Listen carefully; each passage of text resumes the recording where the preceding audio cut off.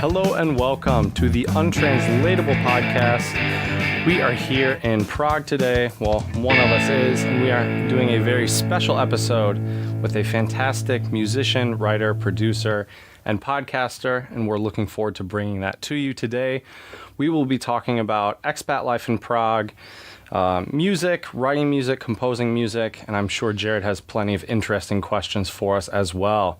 So without further ado, my buddy Jared, what's going on, Jared? Hello. It is a special day because it's a Blazer Day, which always means special day.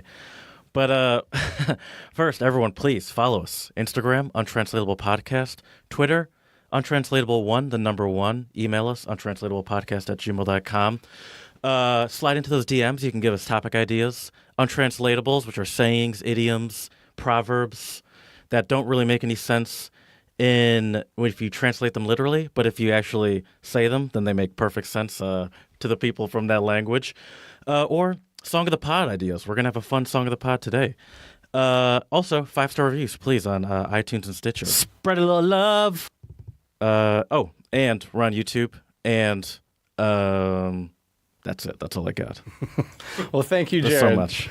So without further ado, I'm very excited and happy to introduce our guest for today, Steve Walsh, who is a fantastic guitarist, producer, writer here in Prague. And I had the fortune of meeting Steve in October at Umalého Glena, watching him. And it was a great time. Had the opportunity to talk to him after the gig for a little bit and geek out on guitar and music, which was always a pleasure. So we're very happy to have Steve on, and we're excited to hear his story and get some of his wisdom and expertise. Thanks for being on, Steve. You got it, fellas. Thanks for having me. Yeah.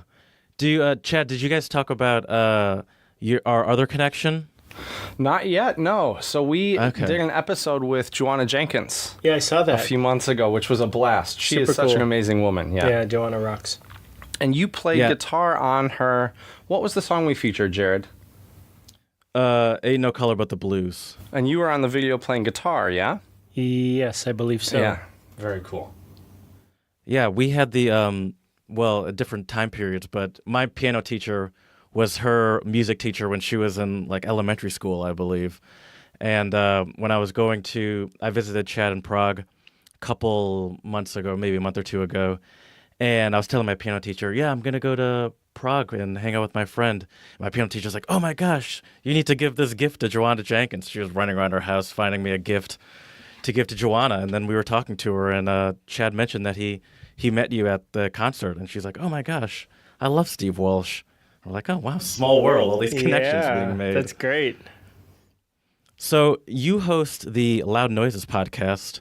I love it. I think it's great. You have a very good, almost NPR-esque voice. It's very soothing. Thank you. What was your motivation to start the podcast? My motivation behind starting the podcast was that I started to notice so often when I was talking to my friends who are professional musicians, the types of conversations we would have, it felt like we were exchanging ideas and life situations. It's felt like what we're talking about right here is the thing that young musicians really need to know about because, we're trying to sort out artistic issues. We're trying to sort out professional issues. And so often, for reasons that make sense, when you're kind of studying music and in that mode, you're really just dealing with the music and you're not really dealing with music inside the bigger reality of being a musician in the world. And honestly, that's more important than the technical know-how of how to play music. Yeah, I was listening to, I'm trying to remember what her name was, the last episode, not the most recent one. Probably with Nadia. Yes. And I really enjoyed listening to her explain not just how she even got into music, but then how different things like aspects such as the visual art came into it and how you have to sort of get out of your head in certain situations and stop and believe in yourself in a way, then also challenge yourself in ways that you initially never even thought you could do. For example, she was talking about the writing of the music and then doing her own visual art for the music and all that stuff. And on a, I'd say, smaller scale, that's something that I think I'm trying to come to terms with as a very new pianist. I've only been playing for maybe 3.5 years at this point, but trying to get out of my own way in a certain extent and stop trying to base my progress off what I think I can do and rather just do it. Yeah, I think that's something everybody goes through. I think that goes beyond music too. And once you kind of can flip that script, I think things start to move forward in a more organic, intuitive way, and you start to progress much more quickly. Mm-hmm. Yeah. Yeah, I hope so. That would be nice. What are some of the hardest parts for you for keeping your podcast going or keeping it fresh? Well, I think the biggest challenge, and I think this is a challenge of the time we live in, is keeping all the balls in the air. Because before, for where I'm at in my life, just doing one of the things that I do used to be somebody's whole thing. So it's besides, trying to do the podcast, market the podcast, record, edit, interview people, and that's still kind of a little side project in the grand scheme of everything I do. It gets pretty nuts sometimes where, I've been thinking about it recently where I'm trying to get up to, I don't release my podcast as frequently as you guys do, which is amazing how that you're able to get 2 episodes out a week. That's incredible. Because I know it's mostly this guy over here. Yeah. I give Jared a lot of credit. Well, I know what goes into it, so kudos to you. But I think that as I'm approaching 25 episodes, the things that I want to try to move toward in the future is trying to understand. I feel like I get enough feedback now about it that it's good. It can always be better, of course, but the product, what we're doing is good, and now it's how to implement it better. And that's going to involve getting some help, because right now I'm doing the whole thing by myself. Yeah. Yeah, I like the idea of getting help as well, but I think there's also a part in me, especially since this is our sort of fun side project that enjoys it being just the two of us doing everything and keeping it like that. But there is at a certain point where, and certain things you kind of have to let go of or give in to help or different aspects like that. Is it a challenge for you to find good guests? It seems like you have a pretty good network of musicians to pull from. Yeah, I mean, I could probably write a list of the next 50 to 100 episodes if people I would want to talk to. It's just an order of sequencing and Sure. making it happen. So really, I kind of sway between two things because for the most part, everyone I've interviewed so far is a friend of mine. And there's only been one interview, which was with a composer and keyboard player, Patrick Warren, who does he does the music for the Showtime show The Shy, and he's played with Fiona Apple and Oh, wow. Okay, cool. He does string arrangements for all the big artists and stuff. We have a lot of mutual friends in common, but we actually have never met in person. But that's the only person so far that I don't actually know, who's a friend who I've worked with. So Right. So for me, as far as guests and where I'd want to go, that part's easy. And I think part of it, too, is because one of the goals, as I was saying a little bit earlier, is particularly where I play guitar, and there's a lot of focus sometimes on the external parts of playing guitar, like the guitars and the gear, and thinking that the solution is somehow inside of all of those things, or even inside of just knowledge about, technical knowledge. Like I was saying, it's about ideas. So for me, I'm interested in talking to all sorts of different types of people at all sorts of different levels. Like, for instance, the most recent episode I did is with a young guitar player who's Czech, who lives in Dublin, named Peter Mock. And he's super interesting to me because I met him when I was on tour here, playing with the bassist Victor Krauss, and he was kind of the support translator person when we were here. And I instantly recognized when we started to talk in this small town in Ditching, which is not far from where you were. Yep. I've been there before, yeah. It's like, wait a second, You're one of us. You're one of those people. I know who you are. You don't maybe totally know it yet who you are, but you're one of these people. Because he was asking, he's like, I think I got accepted to go to Berklee College of Music, and I might do this or I might do that, and I don't know. And from where he is in this smaller town, you're pretty detached from all of these things. But it's like, no, you can do this. It's a stretch, but it's possible. But what he ended up doing is moving to Dublin, and what he does is invite a lot of top jazz or improvising musicians over, and he does collaborations with them, and he's built this whole entire life around it. So to me, he's super interesting to me as a younger musician who is manifesting a unique reality for himself and getting to interact with all of these amazing artists from afar, which is another way to do it as opposed to just moving straight to New York City or Nashville or Which wherever. is what you did. Yeah. I kind of made all of my moves kind of within a gang of people. Okay. Yeah, could we just give some context for our listeners out there? I know this is a very big question, but if you could give us a quick snapshot into your story. You know, you started playing guitar, I think, at 12, is that right? Yeah, I started playing guitar when I was 12. I grew up outside of Boston, and I decided pretty early on, felt like almost immediately, like, this is what I'm going to do. Uh-huh. Almost blindly. I guess a lot of friends, young friends from that time mirror that back to me. It's like, you had a plan. And I had a guitar teacher when I was young, and I had two guitar teachers, and they both had gone to Berklee. Okay. So I said, okay, well, I'm going to go there. So I decided that when I was about 13. Okay. And everything between 13 and 18 that I had to deal with in school became pretty irrelevant. Okay, sure. Because I knew what I was going to do, Yeah, which created some problems, to say the least. But I ended up going to Berklee College of Music in the beginning of the 90s. And it was a great time to go there. There were so many great musicians who are doing so many amazing things right now and have been in all areas and all aspects of music, which is great.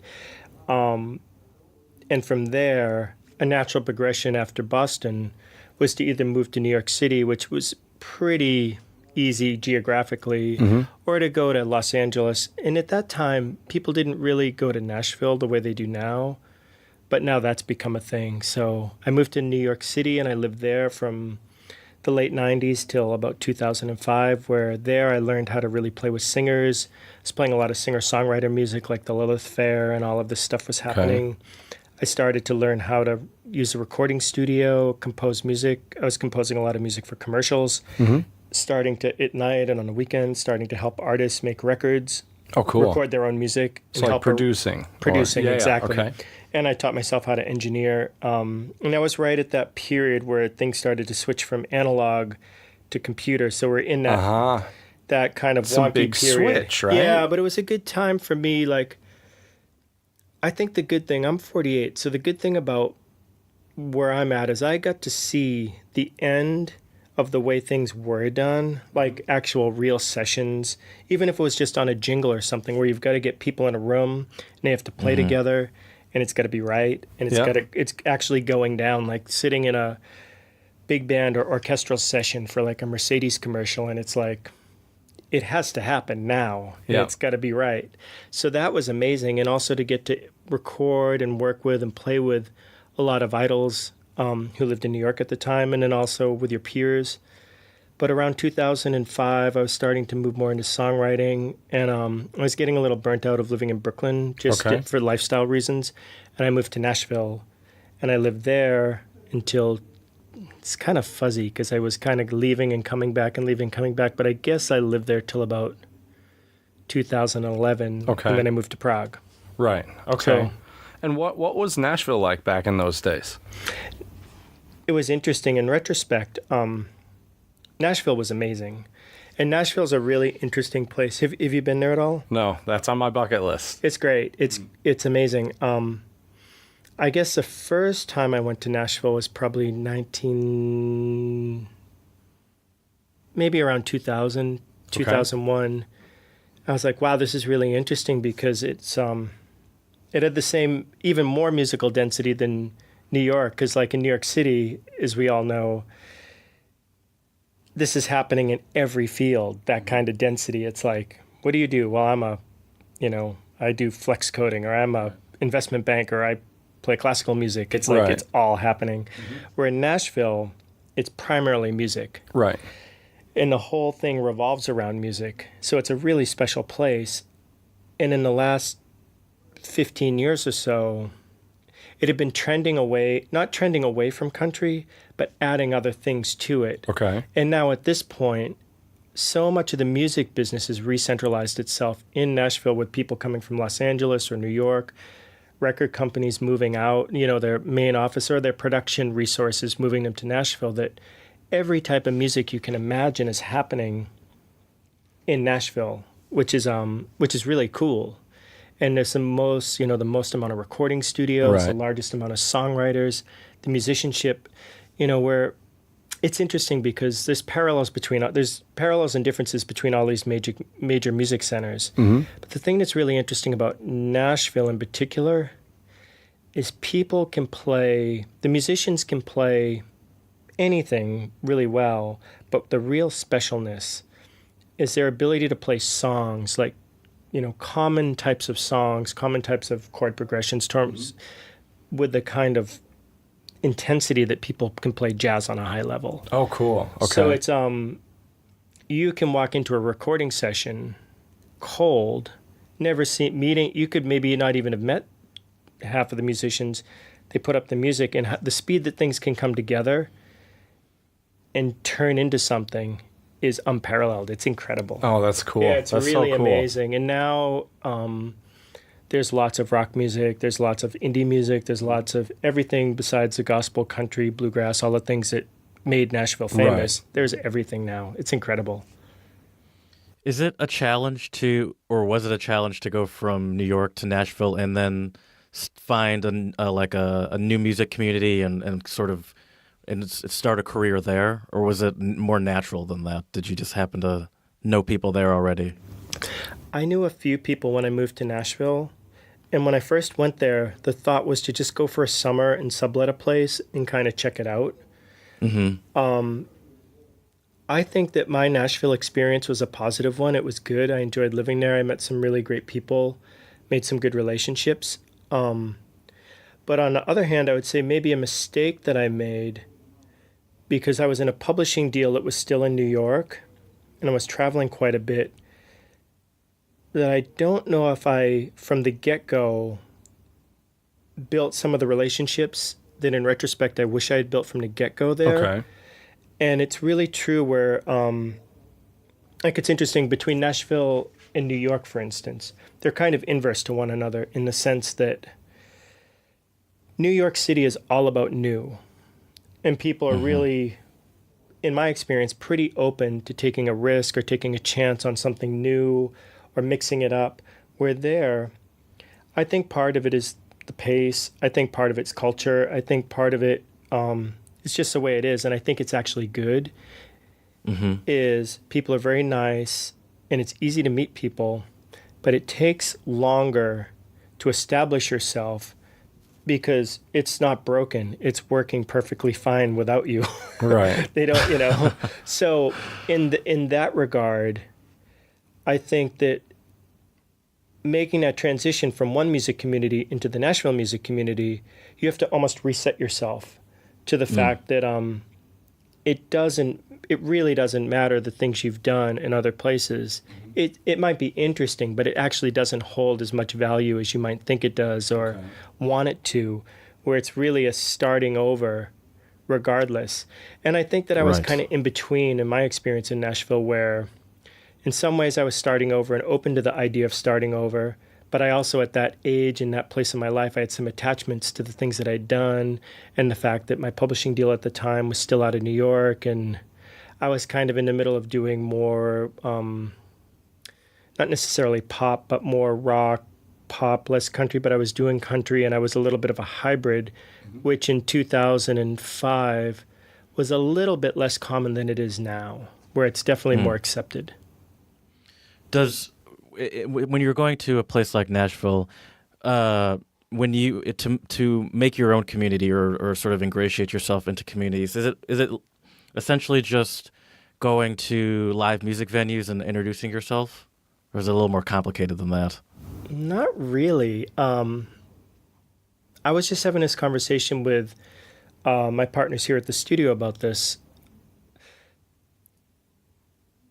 Nashville and Los Angeles are similar in the sense that the music community in Nashville, in a lot of ways, maybe resembles the acting community in Los Angeles or the comedy community in Los Angeles, in the sense that because of the density of it and because the things that the styles of music that are most popular there have some commercial attachment to it, and it's kind of out in the open, like it's not a, it's not like classical music or jazz where it's a little like, no one really spends too much time talking about that part, that the whole entire way the city works is set up around the art and commerce concept.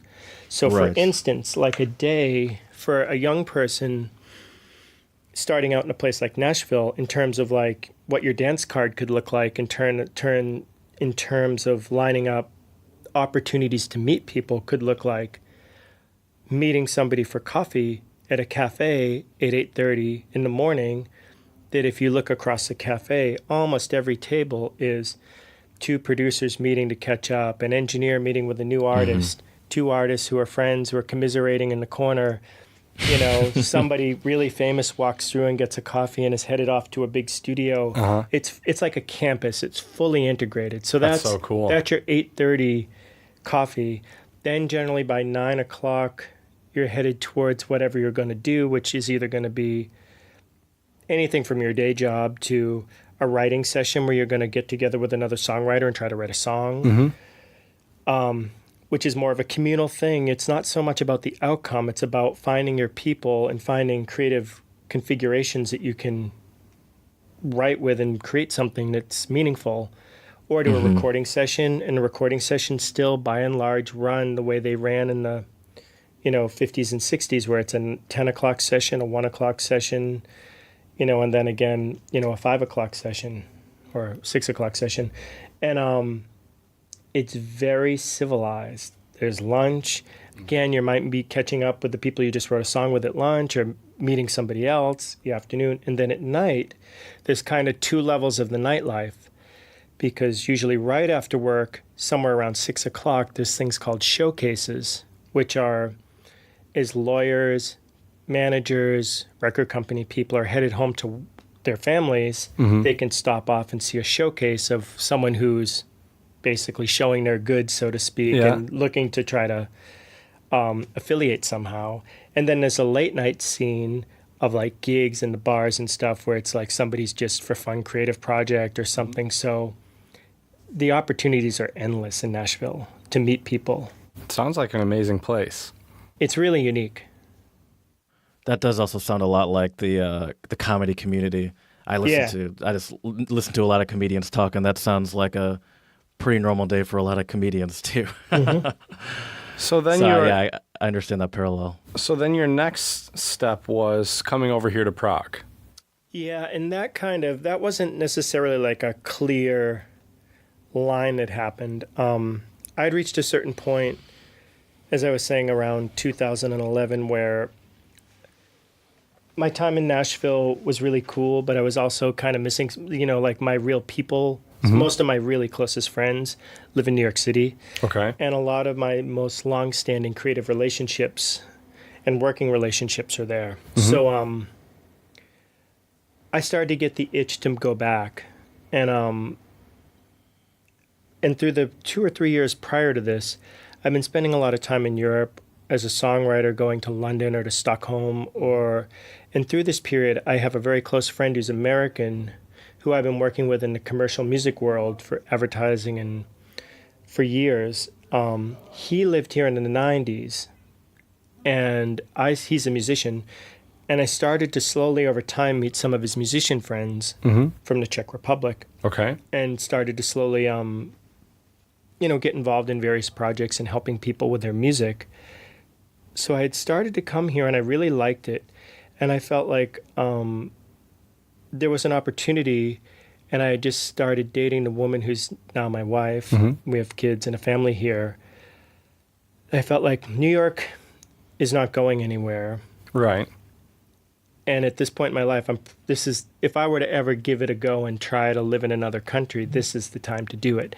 So at the beginning of the summer, 9 years ago, I guess it was, 8 years ago, I made the move and did it, and I've been here ever since. And what was that adjustment like, going from New York and Nashville to a place like, Prague in the Czech Republic? Well, I think that you might be able to relate to me in some ways about this. That in a lot of ways, Prague has a lot more in common with a place like Boston or New York City as it does to a place like Nashville, per se. Okay. Because, same like in Philadelphia, these are some of the most European, or these are some of the earliest places settled in America by Europeans. So therefore, culturally, whether it's an Irish or Italian, immigrant community or what, like, I grew up around it. So it's not so esoteric for me. Like, my grandparents are first, second generation European immigrants. So it wasn't such a disconnect for me, per se. Sure. At least when you look around and look at buildings and look at, it's different, but like, okay, I kind of get this. And also for me, it wasn't all at once, where I came one summer, I think probably in 2008 or 9 and made a record. I was here for 2 months or 6 weeks. Then I would go, then I would come back. So I had some relationships I had established, and I think that was a great thing with my wife, that I didn't move here initially for her, because that puts so much stress on a relationship. Absolutely. When you don't have any support system of your own established, you're placing everything on another person, and that's bound to be complicated. Sure. So like I had my own relationships and friends and opportunity. I was doing things here. So that, I think it made it much more holistic. Absolutely. Yeah, that's very important. I've had some friends who have gone places to visit a boyfriend or a girlfriend and then decided to move there, and they didn't have much of a plan. And it crashed and burned. So it's definitely good the other person's like, I hope they're going to leave at some point. This is hitting a little close to home. It's stressing me out a little bit. Your girlfriend will be fine. Jared's actually going to be making the move back to Michigan in a few days. Oh, right on. Yeah, I got a job there. And my girlfriend is going to be moving with me. Now, luckily, she's not coming until she finds a job. But there is definitely a little pressure on, you're moving for me, and then also you don't have a friend group here yet. And I kind of do. So that is a challenge that I've been thinking a lot about recently. So I'm going to try to help him out with that a bit. This conversation has not made me feel better. I'll tell you that much. Yeah. Well, I mean, there's logic to it, but it's definitely there are exceptions. So. Right.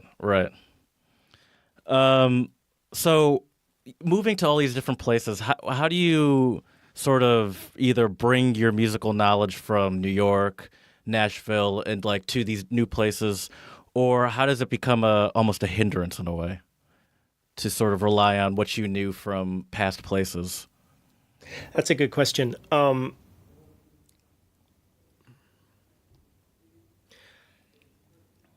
In my experience, it seems that there's kind of two general ways you can kind of come to any situation, which is you try to come to it and see what it is and how it works, and kind of get with the program. The good parts of that are you get with the program. Maybe the bad parts about that are you might come off as a little fickle, or you're, kind of going with the flow a little bit, as opposed to kind of maybe a more resourceful approach is building on top of your experiences and figuring out how to just re-aim or refocus your experience to bring something to the situation, which I think is very much kind of a jazz thinking at its core. The idea of improvising, the idea of because it can become so daunting when you start to look at how many different things there are that you can start to feel like you have to get together. It can stop you from doing anything because it can be so overwhelming. Whereas opposed to the idea of like, well, I haven't seen this before, but I've seen something like it, or my lens and how I deal with the world is this way, and how can I take the tools that I have and repurpose them to, make my way in this new situation. So I think that's more been my situation. Mm-hmm. Okay. How's your Czech? Yes, I'm na cestě. I'm on the way. Okay. I'm at a point where, in the beginning, I think I speak okay, not so great. People will tell me I speak pretty well. I understand quite well. Mm-hmm. One of the best things I did in the beginning was I was really lucky that I got hooked up with a great teacher, and she doesn't use any books, any materials. Oh, that's good. And We've talked about this, Jared and I. He's learning Spanish right now. And he had a book, and, me as a language teacher, I've been teaching German for the last 4 years, English for the last 2 or 3. And that was one of the first things I told Jared was you don't really need a textbook if you need to just be able to speak and listen and comprehend. Right. I agree with that. And I think in the Czech language, and it's interesting, I forget where I was listening to this, but it was on a podcast, and it was an interview with a polyglot who spoke 7 or 8 languages. And he speaks Japanese, Arabic, Hebrew, English, some Romance languages. And he said, when I got to Polish and Czech, the words have different meanings. Some are similar, but the basic grammatical system functions quite similarly. And he said, when I got to Polish, it killed me. It was so difficult. The hardest thing I'd ever done. And wow. The one thing that I was really lucky, really the only document I used with my first teacher was she has, actually I think a student had created for her, was a complete table of the full grammatic system of the Czech language. So it's almost like a Rosetta Stone, for lack of a better expression. So basically you open this up and it shows you the DNA, like the matrix of how this language works. It's very dry. So like sentence structure and like cases? Every case. Okay. Singular, plural. Yeah. Masculine, feminine, neutrum. Mm-hmm. And then for everything from verb conjugation, adverb, adjective, everything. Oh, that's amazing. It's a blowout. I'll show it to you. I could have used that when I came here. It's heavy. Like you see this and you're like, oh man. Yeah. What did I sign up for? But the way, and actually my teacher, she speaks 5 or 6 languages. And so in the beginning, I didn't have kids. I wasn't married. I had a lot of free time. I kind of took the first little while here and was kind of just enjoying being here. But the first thing I got really serious about studying from the get-go and finding a good, like I'd done like one of these language schools, and it would take you forever to learn how to speak the language the way they're trying to teach it. Because it's all grammar-based, right? Yeah, and it's all based on the book, and it's limited to this experience of the book, and it's also in a group setting, but it's not a group of people that are kicking your butt. It's a group of people that run the gamut from they were in the pub until 4 a.m. to they're only going to live here for 2 months, and someone's making them do that, to someone who's really like, I got to get it together. Like, you really want to be in a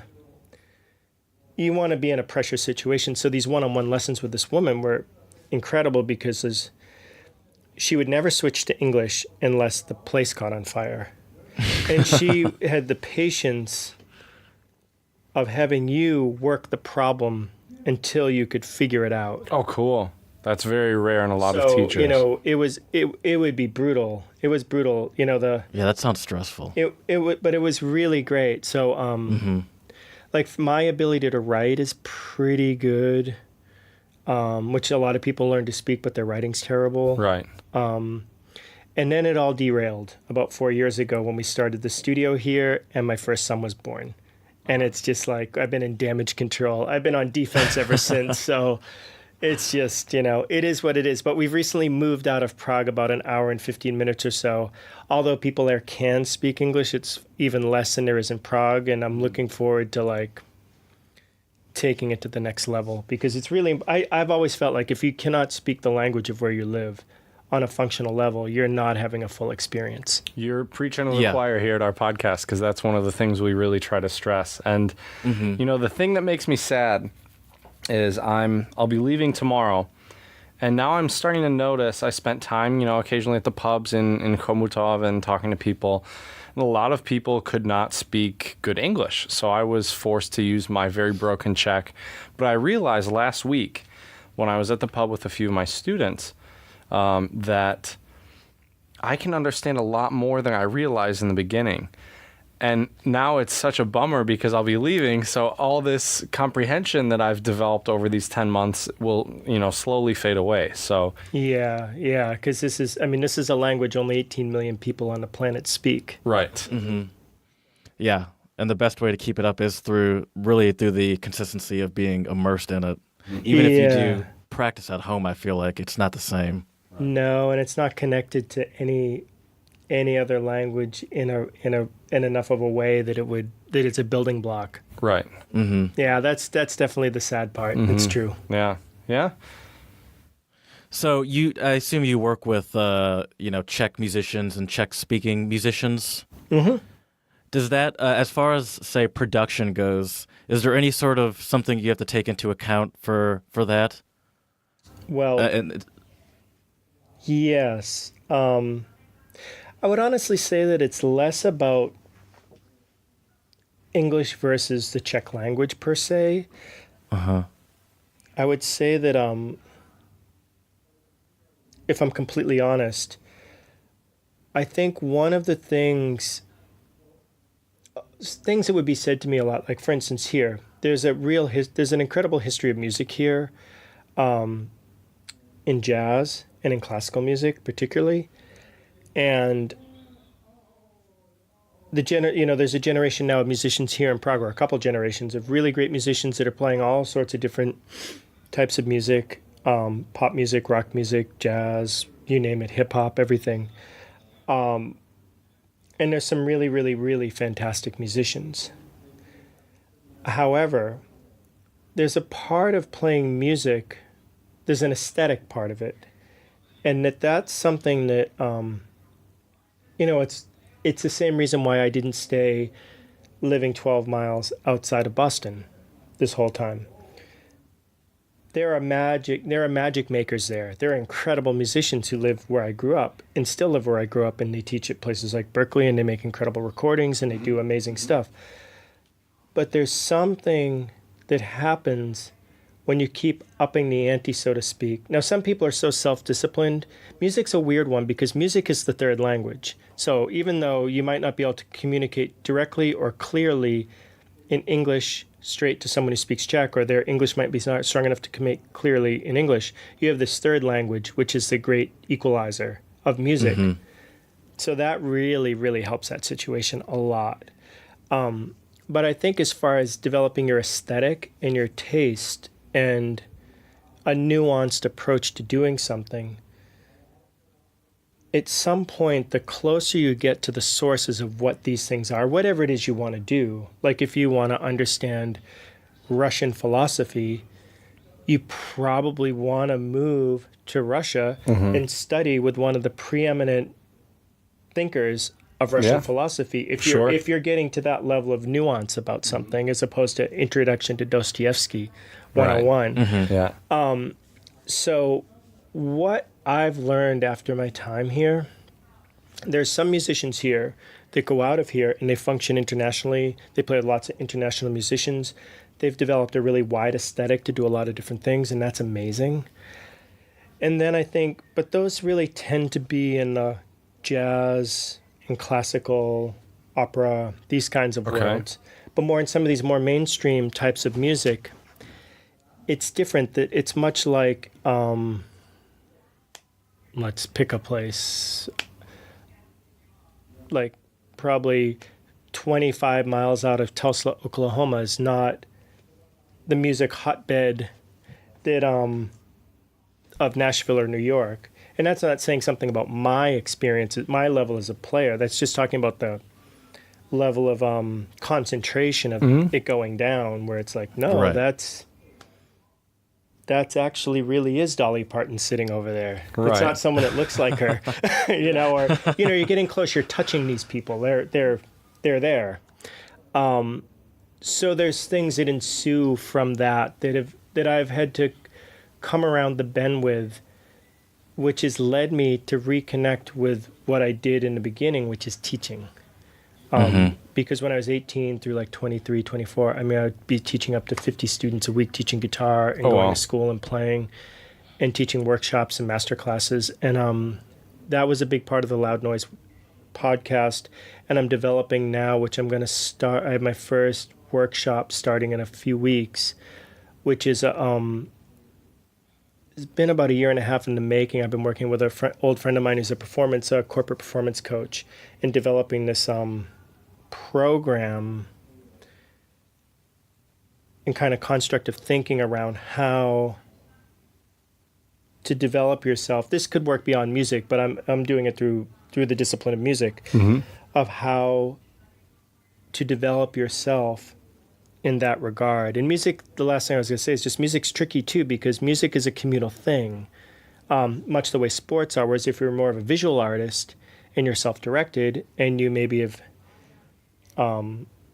had whatever pedagogy or training you needed to get to where you are, you can be pretty self-directed and you could live on the moon and do your work, providing you can go places as needed for intake. Yeah. But for what we do, what we do as musicians, I'm not playing just solo by myself. Right, it's I'm more interacting with other collaborative. people, so I need to find my people. Sure. And what are some challenges that you've faced, whether it was in New York or Nashville or even here, especially working with, just all these different musicians? Because I've played in a couple groups in college and high school and jazz ensembles, and every time it's a little different. The chemistry is different, the skill levels are different, the tastes are different. So what are some challenges that you've had to overcome?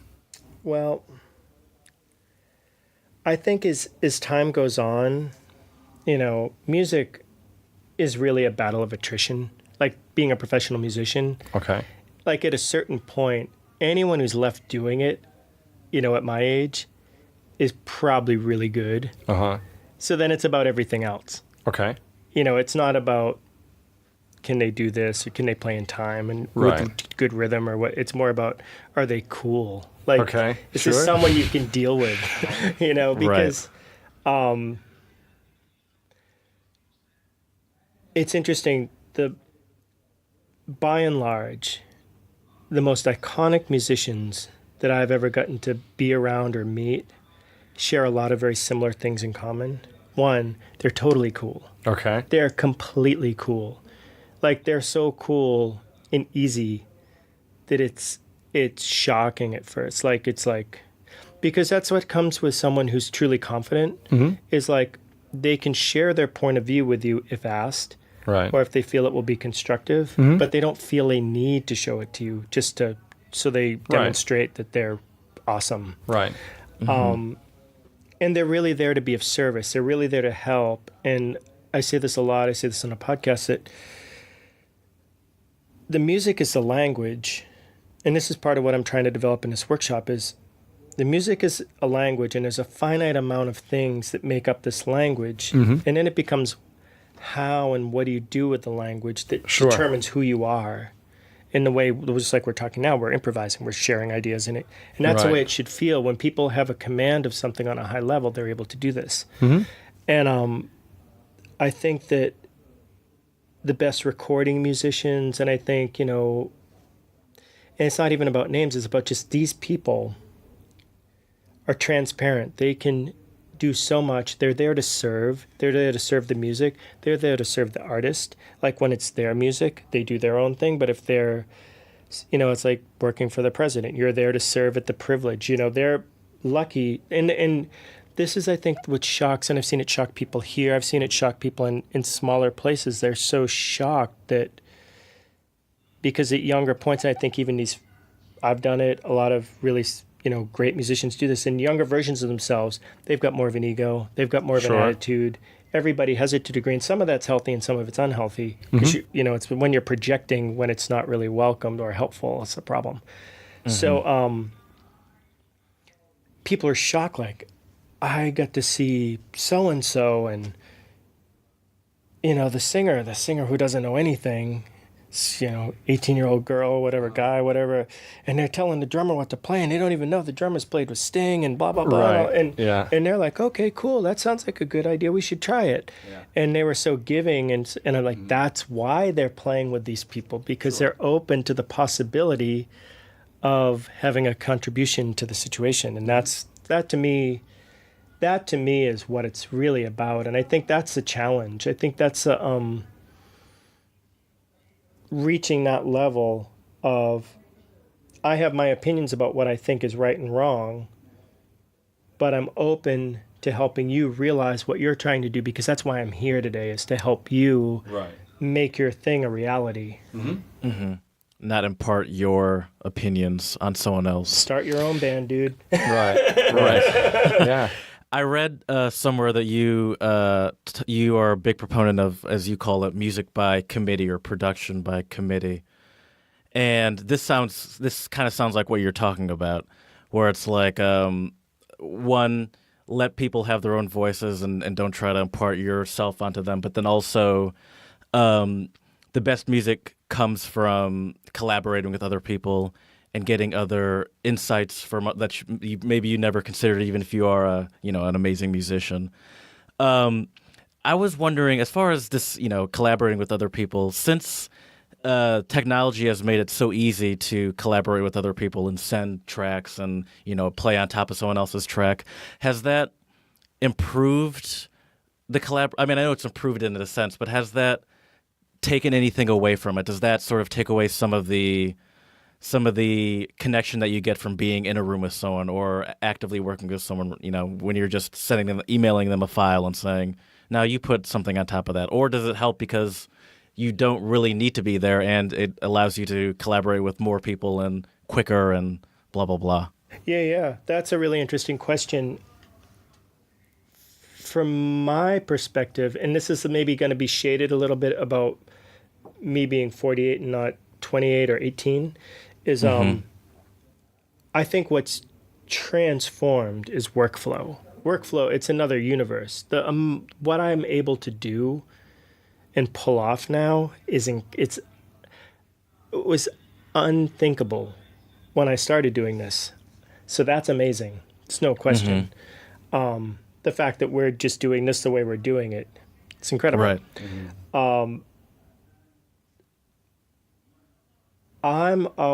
My take on this is affected by the lens that I'm seeing it through. That, for instance, I'm doing this all the time, but I have to kind of check myself now that you're asking me the question, because the people that I'm most commonly doing this with are people that I have been in the room with. Okay. So there's an intimacy. So it's more like, even though we're not together, I know you don't like string beans. Right. So I'm not going to give you string beans. Sure. I know from firsthand experience what you like, what you don't like, and how you want it to be. So, and that's come from being in the room with them. Right? Okay. So like if a producer I've worked for calls me and says, could you play guitar on this? Or for instance, most of the mastering work that I have done for me is done for a friend in Brooklyn. Okay. But we're buds. I've known him forever. So he knows I can shoot 10 words to him and he knows what, he doesn't even need, he knows what to do because he knows my aesthetic. Sure. And that's been built. Now, could it develop online or virtually? I think it could. It would just take much longer than the fact that we've just, been in the van together going to God knows where to do God knows what. It's just more immediate. Right. But I think, it's interesting. I was just listening to a EPK today of the, is it Dwayne Betts and Devin Allman, the sons of... I think so. Dickie Betts, and I think so, yeah. from the Allman Brothers, so the son of Dickie Betts and the son of Greg Allman, and they were kind of talking about this whole idea because they'd made their whole record in analog at Muscle Shoals in Alabama, Muscle Shoals, Alabama, and the idea of it being a very organic process and coming together. I mean, I think there's real power in that. Was in a band for a long time called the Brooklyn Boogaloo Blowout, which is kind of a soul jazz. Great name as well. Was it kind of a soul jazz, part Stax, like Memphis Stax, kind of R&B funk. And we made our first record at Daptone, which is where some of that Amy Winehouse record was made, and Sharon Jones and the Dap Kings. And it's so archaic the way things are done there, but it's the way real interaction, like you really got to bring it. It's actually going to happen here and now. And there's always a different immediacy to that, whereas like, you're overdubbing on a track virtually from wherever, and you're trying to ying where someone else is going to yang, but you're not. So you tend to overgive options and things. It actually takes longer, honestly, than just like sitting in a room. Let's just do it. Right. And that's what. Yeah, and I guess also if you get a track sent to you and you're adding to it, it gives you a little, I would almost say, too much time to be like aware, like trying to perfect it or trying to. You have to be very make careful sure of you're, that. Yeah, you have to be very. And I careful think it takes away that. some of the like it removes the chemistry when you're trying that hard to make sure you get it right on top of a track and. Exactly. Correcting everything. Absolutely. That's what Jared and I have been trying to do now. As he mentioned, he's been playing piano for a little while. And so I sent him like a little jam track. It was, I think, just a couple of chords, pretty simple. And he sent me a few different things. And it's so easy to overthink things when you just have this track on your computer and you can just, fiddle around with it for hours on end. Yeah. And sometimes the first couple things you come up with sometimes can be the best. Not always, but often. Yeah. Often. And going back to the thing with the Almond Betts thing, I was thinking about what they were talking about is a performance, capturing a performance. And that's what you're talking about. It's like, because when you're doing it this way, the way you're describing, every little thing that is out of place seems at that moment really out of place. Mm-hmm. Whereas if you go back and listen, and I don't even really know, outside of you having a Hendrix shirt on, I don't know what kind of music you guys are into. Right. But I'm going to make a guess that most of the music that's closest to you is performance-based in terms of they're not perfect. There's issues. There's little discrepancies. There's little things. Mm-hmm. But those are the things that are either kind of keeping it real, creating the vibe, or they're actually inconsequential, because this is something I often say too, is a great song is indestructible. Mm-hmm. I mean, it really is. Think about so many songs from our, collective, whatever, mind melt of songs that we think are awesome songs. And then you try to imagine what they sound like in your head and then go listen to the actual version. Mm-hmm. And they don't really sound the way you remember. And there's a lot of dodgy stuff often going on. And like if you really start to get out the magnifying glass, but none of that matters because the vibe is there. And without the vibe, there's nothing happening. Most definitely. I mean, I've had a talk with a few of my friends. A good buddy of mine, Ravi, who is a visiting composer here at Hamu in Prague right now. He was on our podcast a while back. I remember I played just kind of a very, very cheap version of Lenny by Stevie Ray Vaughan at this little meeting we had for Fulbright. I was really nervous to play because Ravi is he knows so much about music. He's got a great ear. He's also a guitarist as well.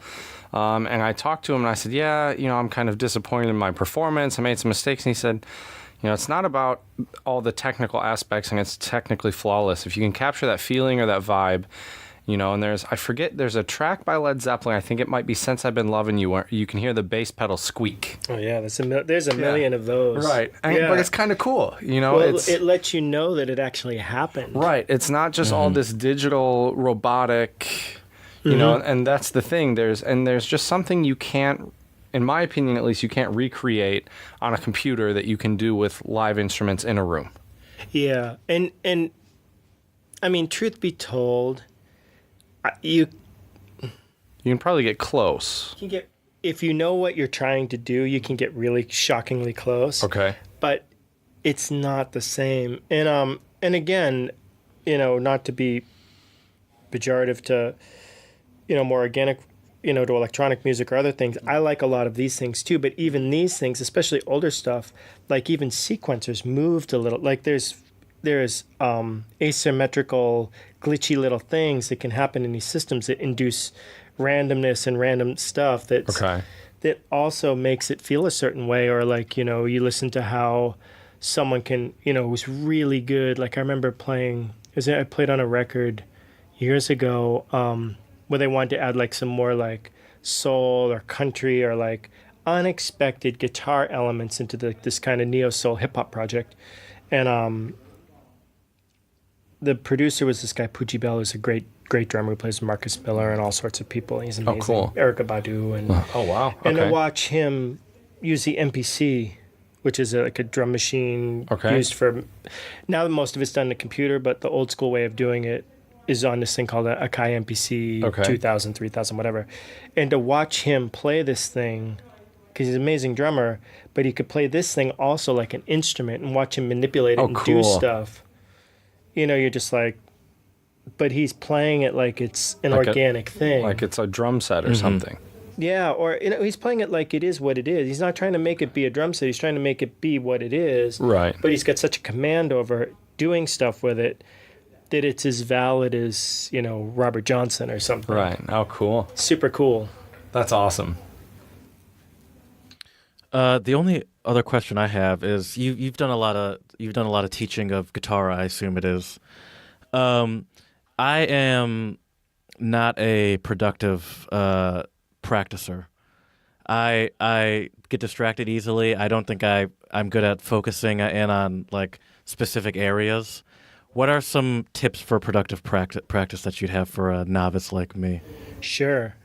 And again, going back to the workshop I'm developing, this is a big part of the concept around this, is because I think everybody struggles with this to some degree, usually to a pretty large degree. And I think that the good news is you should give yourself a pass, because nobody talks about this. They talk about everything but this. And this is actually the key to the whole thing. And now it's, especially for your guys' generation, it's even it's like double fold, because you go on YouTube or you go here, and now all of the tactile, all of the, everything is available. Like, and I think that I hear this from friends of mine who teach at university. It's like, you come in and everybody's technically burning from the get-go, from day one. But then it's like, well, what are they doing with it? Like, well, where's their voice? Where's their individuality? What are they saying? What are they trying? And this is the issue. This is part of the issue, and that's even with people who are good at practicing, developing themselves. So, my advice, and this isn't necessarily my advice; these are my observations. There's a book that I think is really powerful called "Effortless Mastery." I have it. By Kenny Werner. Kenny Werner is an amazing jazz piano player who lives in New York City. I think he might live in New Jersey, but he wrote this book about, probably close to 20 years ago.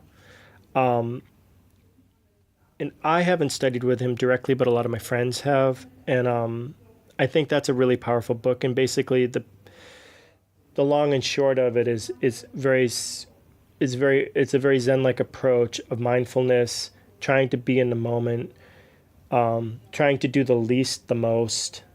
And these are the things that really matter. So for instance, for you playing piano, what kind of music are you primarily, what are you passionate about? Type of music do you like? Mostly classical. Okay. Classicals, this is actually even really good, because arguably the parameters of interpretation or a little more narrow than maybe some other Right. types of music. But this is a good thing for you. So one of the things I always do with people, there's a division. There's the actually being able to play, and then there's the information. These are separate things that we've got to assimilate together over time. But for instance, I would take a phrase of a piece you're working on, for instance, and I would play the first note. And this is very much like maybe someone like Kenny Werner would talk about, or other people. And to play the first note of the piece, can you play it? Yeah. Boop. No problem. Okay. Now, are you playing it with intention? Because that's a difference. You can play a few notes and passively play them, but then you'll hear B.B. King play them, or Stevie Ray Vaughan, or Segovia, or it doesn't matter whoever you're into, play those same few notes.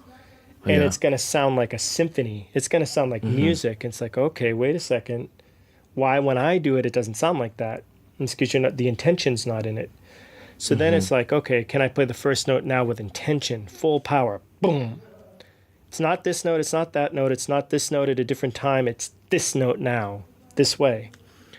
And then, okay, now let me practice the next note. Can I go from the first note to the second note?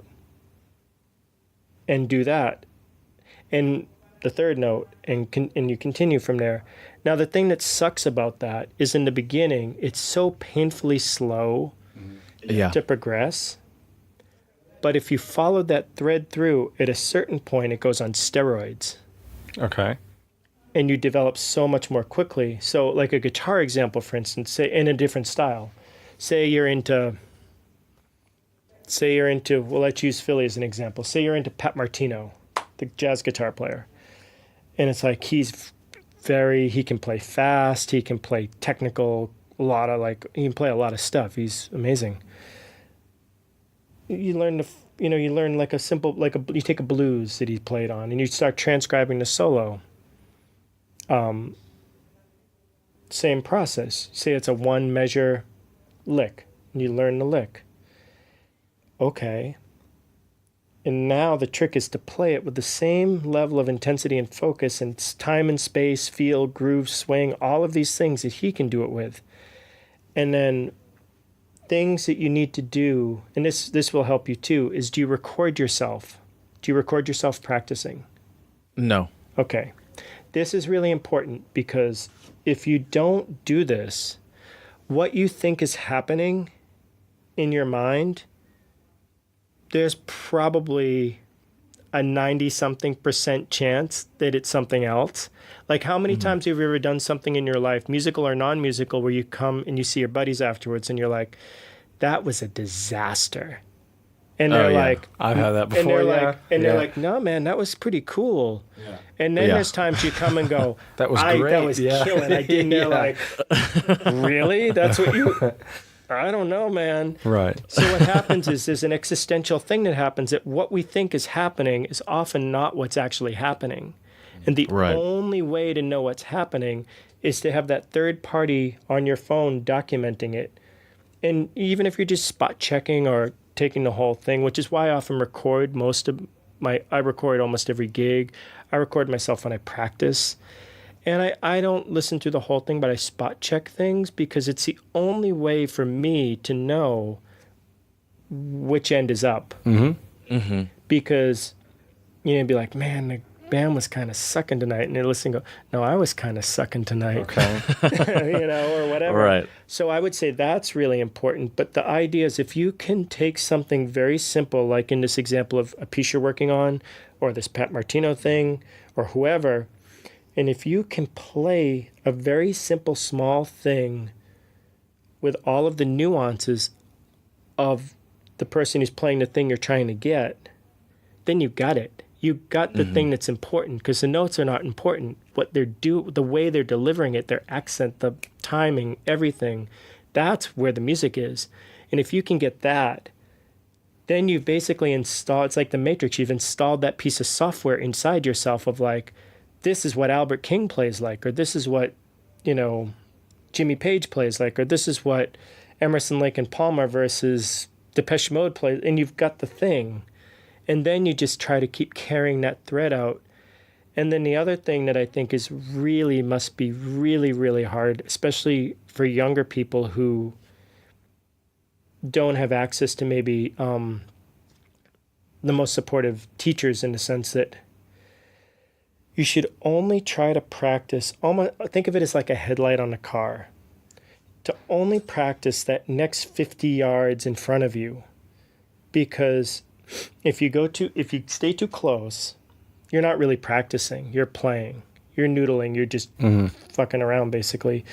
And then if you're beyond that sweet spot, it's too esoteric, it's not practical, it's not tangible, it's not going to integrate into your playing. So you really want to stay in that thing like, okay, you have a gig, I've got to play these tunes. So only practice those tunes. Right. And get so deep inside them, because there's going to be things, it's C to G to D and blah, blah, blah. And this is in a million different tunes. But if you focus on these and really wire it, you're going to bring it through osmosis to other things. But if you're like, I need to work on my superimposing pentatonic scales over other chords, or I've got to work on this, or I got to get my bebop playing, or I'm going to play slide now, and you're not going to get any real work done. Right. And then everything's just going to take longer than necessary. So I think it's really important. And I don't think is it the Pareto principle, people, the egg timer thing? I have no idea. I've never heard of that. I think the Pareto principle is the 80-20 rule. There's another thing. He's another Italian guy. The 80-20 rule. So, you get 80% of your result out of 20% of your efforts. Work, yeah. But this is something different. It's called the Pomodoro Method. That's what it is. Okay. Which is the idea of like using egg timers in like 20 minutes on, 10 minutes off. But I think if you practice 15 minutes a day and you're like in transcendental meditation level practicing, you can really kill it. That's my piano teacher actually tells me that all the time. She's like, it's not about how long you practice. Like, she's like, I'd be happy if you only practice 10 minutes a day, but if it were like super focused practicing on those areas that we're working on or whatever. And that makes sense to me, but it's definitely a challenge that I think comes with time, just being able to focus. One other thing that I think is really important too, this is about life, and I go through this is the linchpin of my whole life, because I'm like doing so many different things, is to try the best you can to never arrive at the task at hand without already knowing why you're coming to the task to do it. Yeah, that's very important. And to have everything you will need to execute the task prepared beforehand. So literally you sit, almost like if you had an invisible team of people that have like laid out your notebook, laid out your metronome, the piano's tuned, it's ready to, like, you sit down and you start. Not you sit down and go, I need a pencil, I'm hungry. Yeah. Right. Okay, now I need to do, and then where's my book? Oh, that and sounds then, like my head. And then it's like, and now you spent, so you're so far outside of what it is you're trying to do. Like, you're going to send 5 emails for the podcast, have that written down on a piece of paper the night before you go to bed. I got to email, I got to get in touch with Chad. I got to do this. I got to do this. I got to do this. I got to send a thing. We got to upload it. Where's the artwork? Don't start doing this stuff when you actually sit down to do the stuff. Right. Disaster time. Yeah. That's great advice. That's very, very good that advice. was great. I'm going to go back and listen to that a couple times. Right. I had a guitar teacher in undergrad who said kind of the same thing. I'll never forget it. I think it was our second or third lesson together, and I was just starting to learn how to play classical guitar. And we did a really easy piece. We played, I think it was Lagrima by Francisco Tarraga. And he made me play the first, 2 or 3 notes, and then he'd stop me. I'm like, but I can play almost the whole piece. And he, would stop me and stop me. He said, okay, play just the first 2 little notes in sequence and do it 10 times for me. And then I did it, and he goes, okay, which note sounded best? I'm like, man, I don't know, and he says, you need to listen. And so, I'd play 10 of them. Okay, which one? I'd say, yeah, okay, I think the 8th or 9th or maybe the 10th one. He goes, definitely the 10th one. And so we would talk about these things, and I think it comes back to your idea of the intention and intensity of it. Because when you, especially with music, my problem as a guitar player, especially when I was a lot younger, was I would get so caught up in my hands, I wouldn't follow my ears. And you know, I mean, you can play everything technically right, but if it sounds like shit, it doesn't really matter how technically right it is, you know? And so yeah, that's absolutely fantastic advice. I got that a lot from my piano teacher. She's like, you played that essentially, like you played all the notes right, but it didn't, like it sounded robotic. She's like, now actually play it like with some intention, with some feeling. And think about it this way, like, it's words on a page, it's notes on a page. You know, what you're trying to do,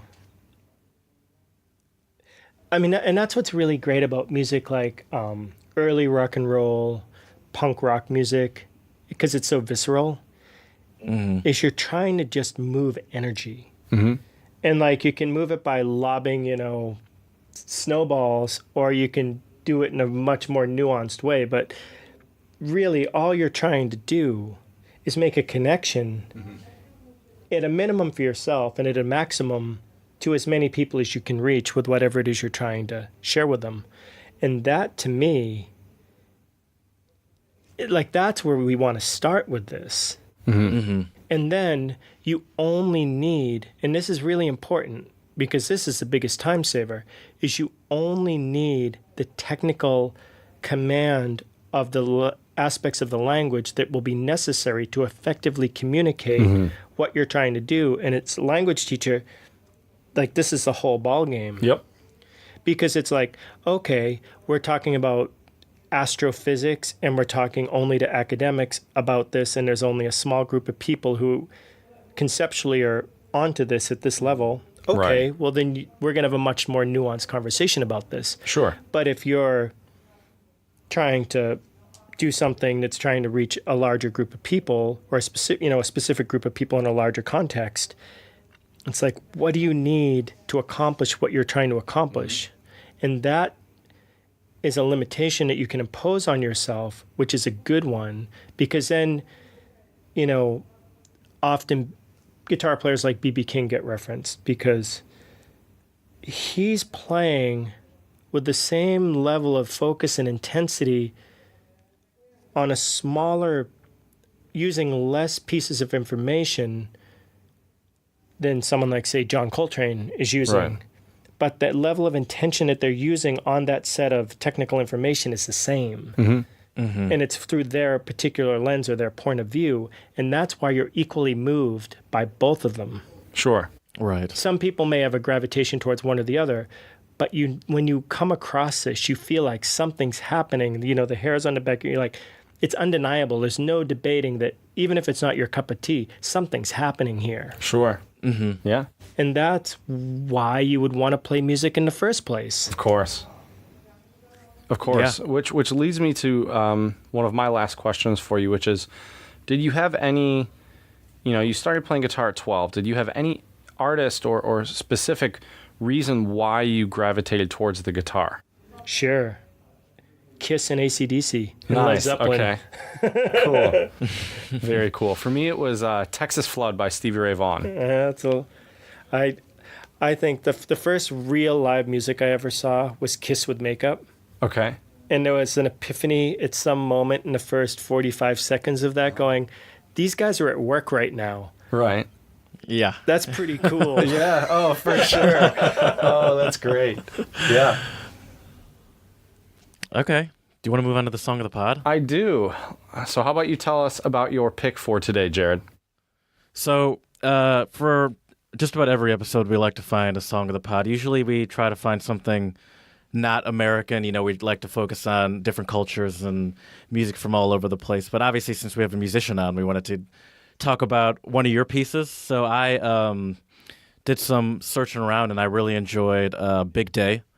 And cool. I was watching the session with Andy Hess and Ethan Eubanks. And the first question I had, now this might sound like a stupid question, maybe it is. How is it a challenge, or how do you think of names for songs that don't have lyrics? It's good. That's a good question because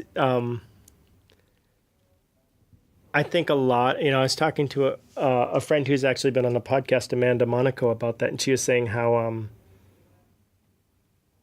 she sometimes, actually, let me strike that because I forget if she said they come before or afterwards. For me, with instrumental, with my tunes, I often come up with a working title. Like I've seen a lot of people, a lot of jazz musicians you see like when they're writing new tunes, it's song number 1, number 2, and eventually they get names. But I come up with a working title pretty quickly. And sometimes I'm a relatively visual person. So I kind of have a picture in my head. So Big Day, for instance, is a song I wrote about my wedding day with my wife, Elishka. Oh, cool. So I don't know, just a boom doo doo doo doo doo. I just kind of felt like it's got that something's happening, things are moving at a certain pace, and that kind of came to me for that particular tune. I also tend to write a lot of songs that the working titles end up revolving around food, and then they kind of stick.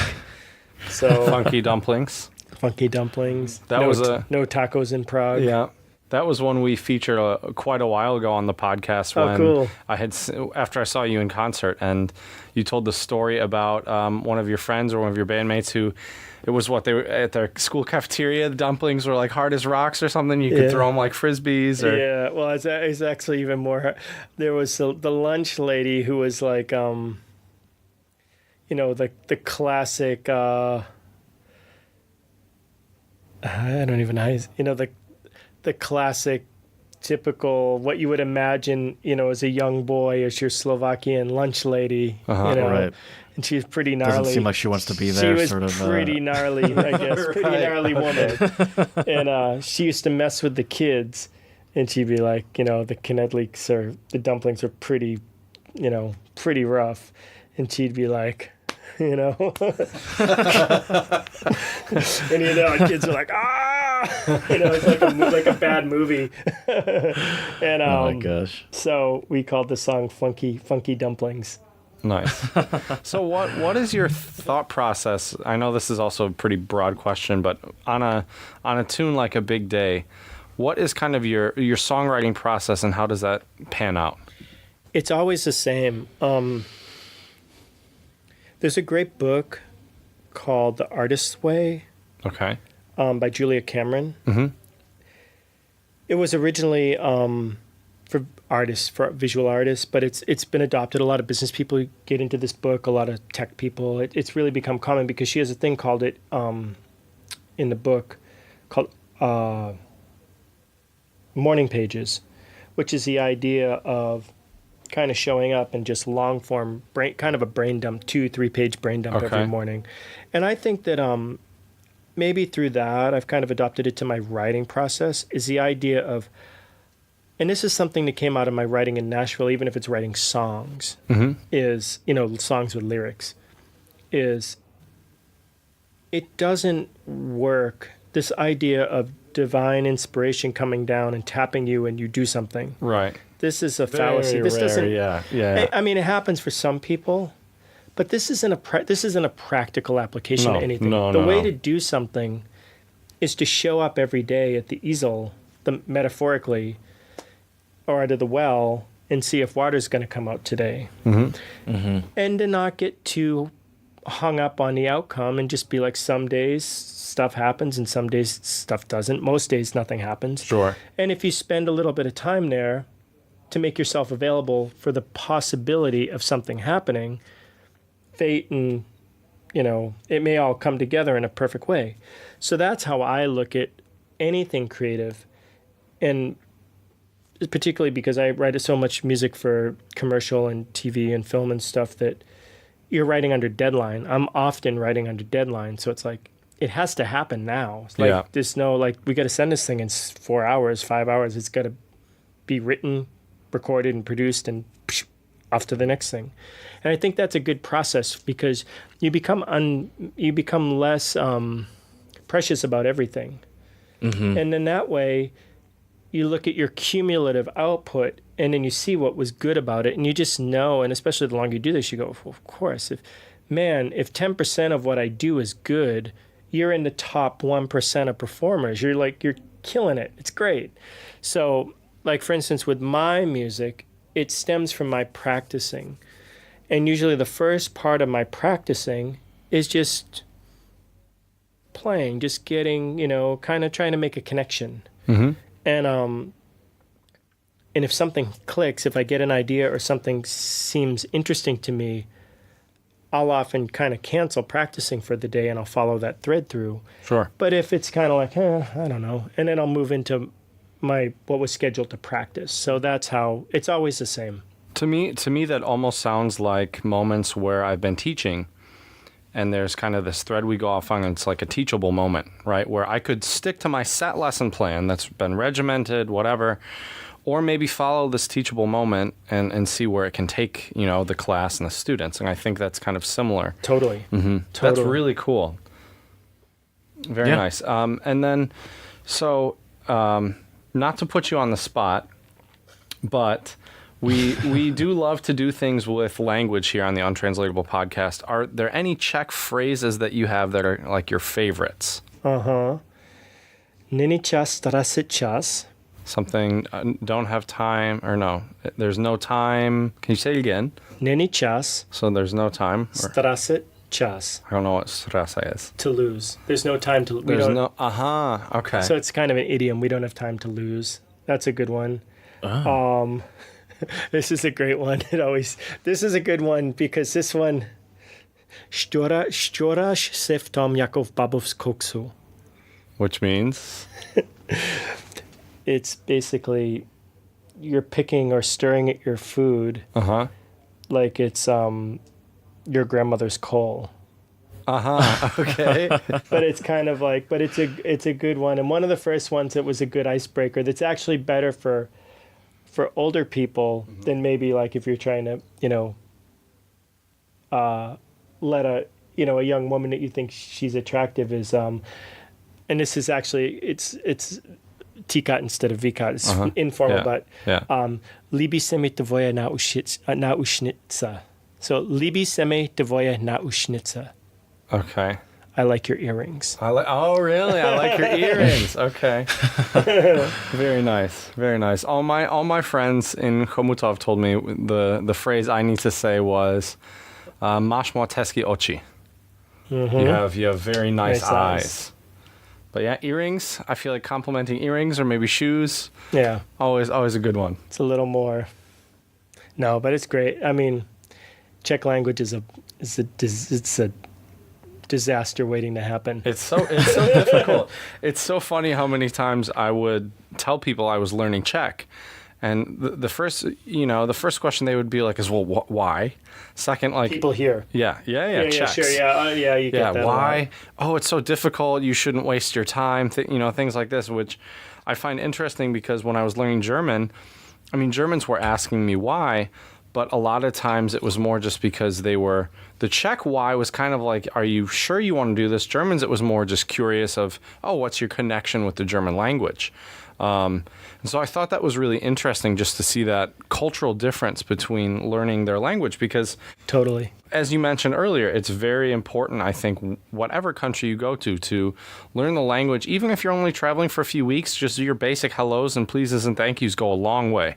And the smaller of a place you're in, it goes even further. If you can go into a smaller place here and say, good day, thank you, please, and something like, this is a nice place, or,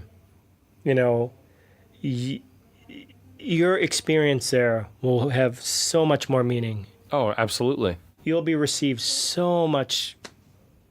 It'll be such a better experience. Right. One thing I've learned here is, and this was more trial and error back in Chomutov, not so much in Prague, was if I would have to go do anything, mail something or whatever. At first, when I first came here, I made the mistake of just saying mluvite anglicky. And so what I realize is if I say dobrý den, and they respond, and then I say, mluvím trošku česky, I only speak a little Czech. Do you speak English? then they were much more receptive to try. Whereas if I just go mluvite anglicky, they're, oh, no, you know. Yeah, because there's no conditions to it. You're just, you know, yeah, it's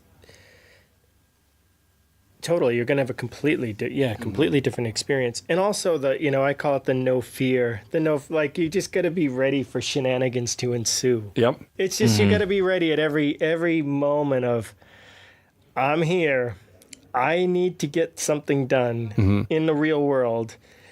Unfortunately, you are the person that's going to help me with it today. Right. And together, we're going to get it done. Yep. It's not going to be pretty. And be comfortable with making mistakes in front of people. That was a challenge for me when I was learning to speak German. Yeah, totally. And you know what? I think that this is, I mean, I just know it from my own experience, this is one of the most powerful things you can do for your life, is to try to learn to speak. First one, the most powerful thing you can do is travel, even if it's inside your own country, and try to meet people, as many people who have a different experience than you do, and to try to bring your experience to it and to try to understand some of their experience, because then you're going to have a different frame of reference and things are going to be far less abstract, or, you know, you're going to get it on some level. And then it teaches you that really awkward things can happen and nobody's going to die. Yep. You realize people are more the same than they are different, no matter where you go on the planet. And most people want the same things for one another and for their families and for their friends than you do. And it's the constructs that are built on top of that are the things that divide people. And trying to learn a language and to communicate is such a handicap that it creates humility, incredible humility in you. And then you can apply that humility back when someone's coming to you and they don't speak English well, or they don't speak whatever your native language is well. And you just become a much more empathetic person. Absolutely. And we need more empathy in this world, I think, because there's a lot of negativity, there's a lot of problems. And yeah, I've just realized too, there are a lot of Americans, you know, I grew up in a fairly small town, and, you know, I remember people being like, oh, those people are speaking Spanish, and they'd like belittle them for broken English. And it's like, well, they speak two languages. You try to go speak with them in Spanish. Sure, you know, sure, of course. And they didn't move here because it was so awesome where they came from. Right, right. You know, I mean, Yeah. You know what I mean? It's like, it's just, whenever you try to take a complex thing and you try to condense it into some sort of simple form, you're not going to get anywhere. Like these much, you know, you got to flip it around. If you can't have a curiosity, if you don't have the ability to self-examine something, if you don't have the ability to really kind of kick the tires and understand something, Right. I mean, you're hurting yourself the most. Absolutely. You're hurting others along the way, but you're really hurting yourself, and it's not self-serving. Right. I mean, it only serves to the end of protecting the thing that you're afraid of confronting. Right. Which a lot of times isn't that bad to begin with. I think that just comes from closed-mindedness or... Well, it's just because it's natural. It's just because if you're not exposed to something, like if you've never had, you know, Nashville hot chicken, or you've never had sushi, or you've never had, like, or whatever, you just don't know. It's just not in your framework of things you can understand. Right. And that has nothing to do with you, because it's a product of your environment. And occasionally people get a thirst for these knowledges and they go to try to find these other things if it isn't something that's ingrained upon them or they're exposed to. But by and large, it's not a fault of anybody that they aren't exposed to greater ideas, because they were kind of kept in some sort of bubble around it, where it's like, you know, I feel lucky. I mean, I grew up relatively diverse. You know, my parents were super cool in that regard. And then,